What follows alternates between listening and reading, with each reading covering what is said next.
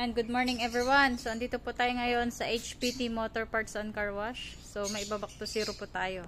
So sa mga gustong magpa back to zero fogging, so ito po yung mga pwede po niyang tanggalin: bad odors, bacteria, molds, germs, viruses, and mildew.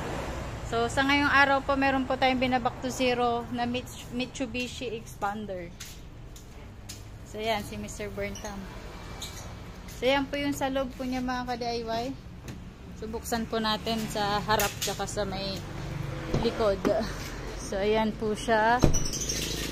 So mura lang po dito sa HPT. Dahil December naka-promo po tayo. So ayan.